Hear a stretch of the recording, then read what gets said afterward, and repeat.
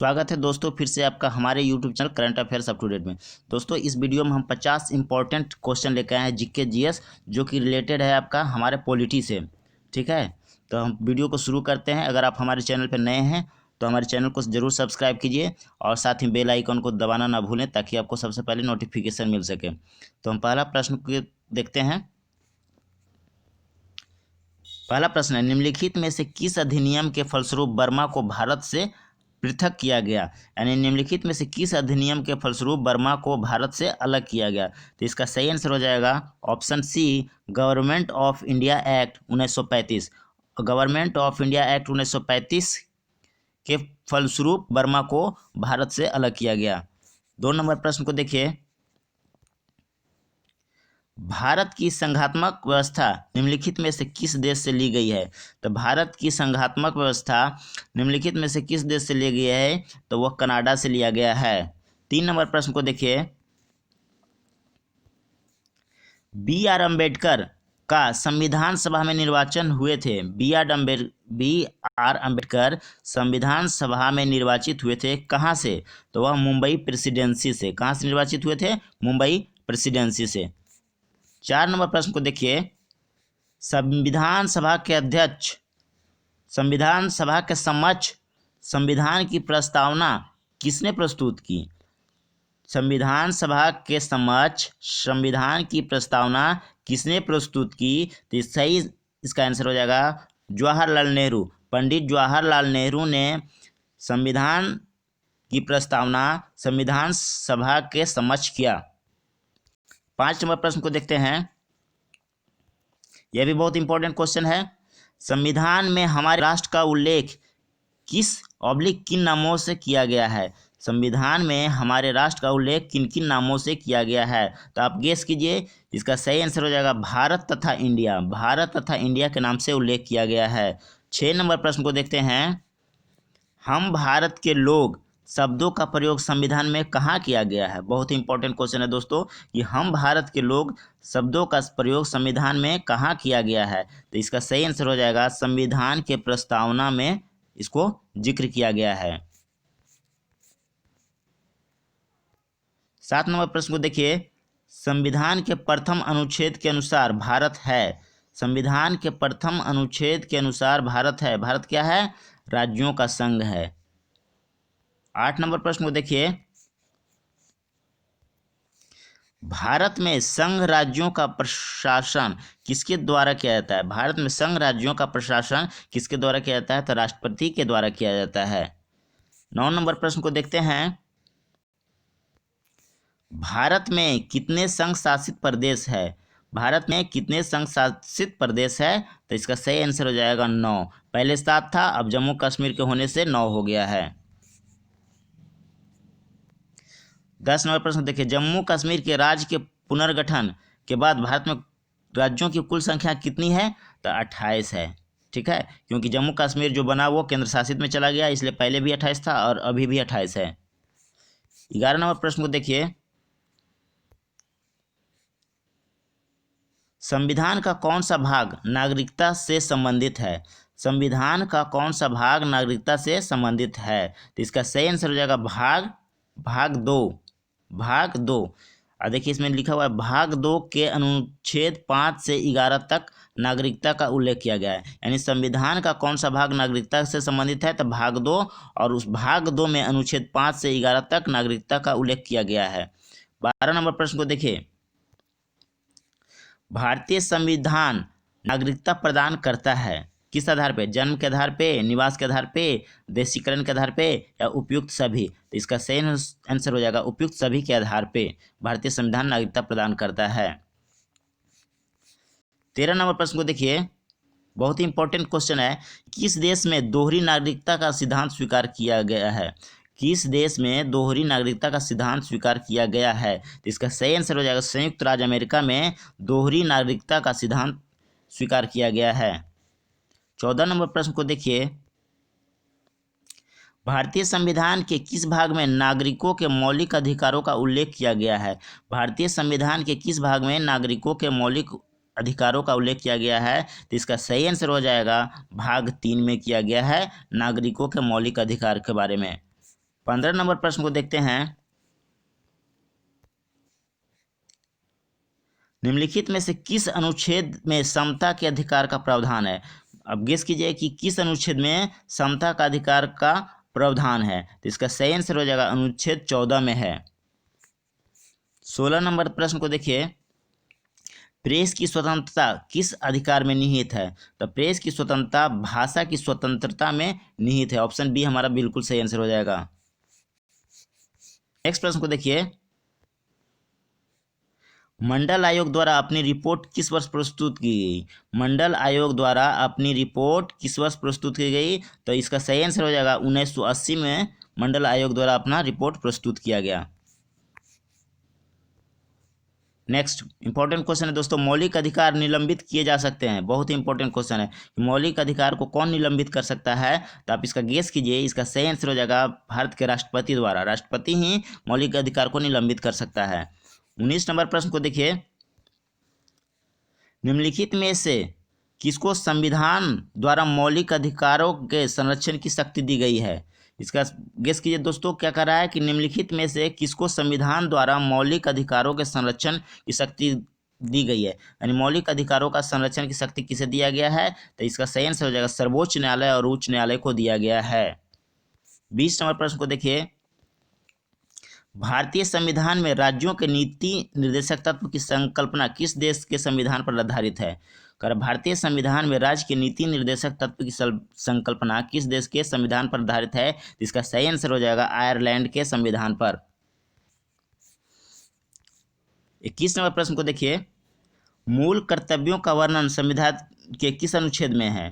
मूल कर्तव्यों का वर्णन संविधान के किस अनुच्छेद में है? तो इसका सही आंसर हो जाएगा अनुच्छेद 51 क में है। किसमें है? अनुच्छेद 51 क में है। 22 नंबर प्रश्न को देखिए, समान नागरिक संहिता किस राज्य में लागू है? समान नागरिक संहिता किस राज्य में लागू है? तो गोवा राज्य में लागू है। 23 नंबर प्रश्न को देखते हैं, भारतीय संविधान के किस अनुच्छेद में राज्य को ग्राम पंचायतों के गठन का निर्देश दिया गया है?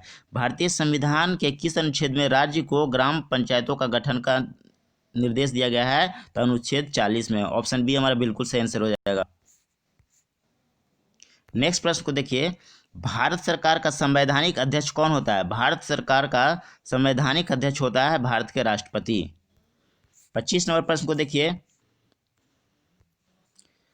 भारत के उपराष्ट्रपति का चुनाव किया जाता है। भारत के उपराष्ट्रपति का चुनाव कैसे किया जाता है? संसद के सदस्यों द्वारा किया जाता है। ऑप्शन ए हमारा बिल्कुल सही आंसर हो जाएगा।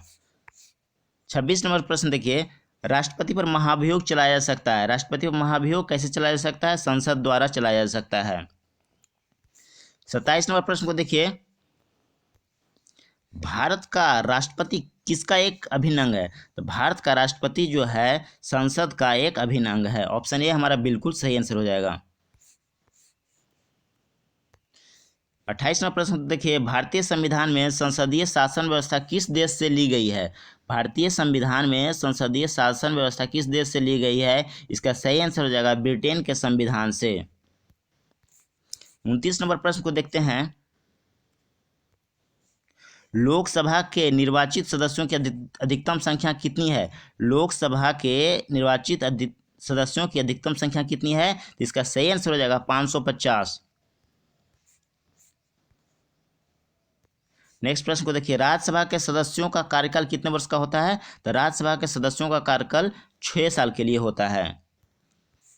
31 नंबर प्रश्न को देखिए, भारत के नियंत्रक एवं महालेखा परीक्षक की नियुक्ति कौन करता है? भारत के नियंत्रक एवं महालेखा परीक्षक की नियुक्ति कौन करता है? तो राष्ट्रपति करता है। 32 नंबर प्रश्न को देखिए, मंत्रिपरिषद में शामिल नहीं है, कौन सा शामिल नहीं है? तो इसका सही आंसर हो जाएगा कैबिनेट सचिव। कैबिनेट सचिव जो है मंत्रिपरिषद में शामिल नहीं है। 33वां प्रश्न देखिए, प्राक्कलन समिति संसद के किस सदन के सदस्यों से गठित की जाती है?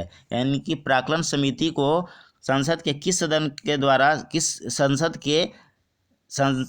प्राक्कलन समिति के किस सदन के सदस्यों से गठित किया जाता है, यानी प्राक्कलन समिति के जो भी सदस्य हैं उसको किस सदन के सदस्यों द्वारा गठित किया जाता है? तो इसका सही आंसर हो जाएगा लोकसभा के सदस्यों द्वारा, यानी कि प्राक्कलन समिति का गठन होता है लोकसभा के सदस्यों के द्वारा। 34 नंबर प्रश्न देखिए, एक वर्ष में संसद का कितनी बार बैठक होना आवश्यक है? तो 2 बार। 35 नंबर प्रश्न को देखिए, लोकसभा का पहला आम चुनाव कब हुआ था? लोकसभा का पहला आम चुनाव 1952 ईस्वी में हुआ था। 36 नंबर प्रश्न को देखिए, प्रधानमंत्री की नियुक्ति का प्रावधान संविधान के किस अनुच्छेद के अंतर्गत है? बहुत ही इंपॉर्टेंट क्वेश्चन है कि प्रधानमंत्री की नियुक्ति का प्रावधान संविधान के किस अनुच्छेद के अंतर्गत है? तो इसका सही आंसर हो जाएगा अनुच्छेद 75 के अंतर्गत है। 37 नंबर प्रश्न को देखिए, भारत में अवशिष्ट शक्तियां किसमें निहित है? भारत में अवशिष्ट शक्तियां किसमें निहित है? तो केंद्र सरकार में। 38 नंबर प्रश्न को देखिए, कैबिनेट का तात्पर्य क्या है? कैबिनेट का तात्पर्य क्या है? कैबिनेट स्तर के मंत्री से। 39 नंबर प्रश्न को देखिए, उप प्रधानमंत्री के पद का सृजन, उप प्रधानमंत्री के पद का सृजन संविधान के प्रावधानों से हटकर हुआ है। संविधान के प्रावधानों से हटकर हुआ है किसका? उप प्रधानमंत्री के पद का सृजन। ऑप्शन बी हमारा बिल्कुल सही आंसर हो जाएगा। राज्य सरकार का संवैधानिक प्रमुख कौन होता है? तो राज्य सरकार का संवैधानिक प्रमुख राज्यपाल होता है। नेक्स्ट प्रश्न को देखिए, किस राज्य का प्रथम विधि अधिकारी कौन होता है? किसी राज्य का प्रथम विधि अधिकारी कौन होता है? आप गेस कीजिए, इसका सही आंसर क्या हो जाएगा? महाधिवक्ता, महाधिवक्ता होता है। 42 नंबर प्रश्न को देखते हैं, भारत में किस राज्य की राज्यपाल बनने वाली पहली महिला थी?